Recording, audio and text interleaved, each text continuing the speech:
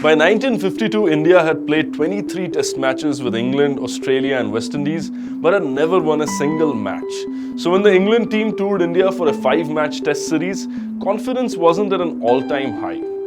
After the first 3 test matches were drawn and the 4th test won by England, the selectors decided to make 5 changes. They left out Vijay Manjrekar, CS Nayudu, Sadu Shinde, Nana Joshi and Hemu Adhikari and brought in Lala Amarnath, Mushtaq Ali, CD Gopinath, Ramesh Divecha and Probir Sen for the 5th and final test at Madras. Donald Carr, the England captain, won the toss and elected to bat.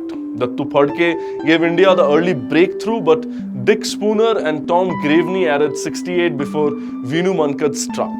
60 more runs were added and England looked comfortable. It was then that Vijay Hazare, the captain, removed Spooner. Even then, England looked in control of the match at 174 for 3.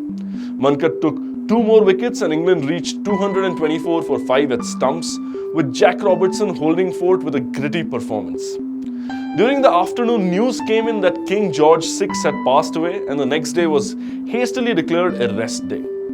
As play got underway after a day's break, Mankad cast his spell on the English batsman. His minimalistic 3-step run-up, his subtle variations in flight and supreme control over the amount of spin soon had the English batsmen reeling. Jack Robertson and Donald Carr offered some resistance, but once Mankad removed Robertson, the floodgates opened.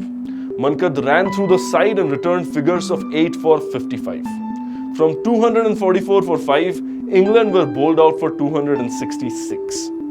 When India began their innings, Pankaj Roy held the innings together with his supreme concentration. When Roy finally fell, he had scored 111 out of a team score of 191. After the fall of 5 wickets and the Indian innings dwindling, out walked the tall, broad-shouldered Paulie Umrigar to join Dattu Phadkar. He had been demoted to number 7 due to his poor form and he had to prove the selectors wrong. As Phadkar began to exert himself on the English attack, Umrigar also slowly began to open up. Once he regained his touch, Umrigar began to take charge. He went neck to neck with Phadkar. Soon the English total was overcome and the batsmen remained together as India approached 300. By the time Phadkar was out, the lead had crossed 50. Now with Gopinath for company, Umrigar began to flow and took India over the 400 mark. With a few overs left in the day, Hazare decided to declare on 457 for 9 with Umrigar on an unbeaten 130. The next day saw yet another display of spin bowling from Mankad, this time supported capably by Ghulam Ahmed. Mankad took 4 for 53 and Ghulam 4 for 77 to bowl out England for 186, resulting in a victory by an innings and 8 runs.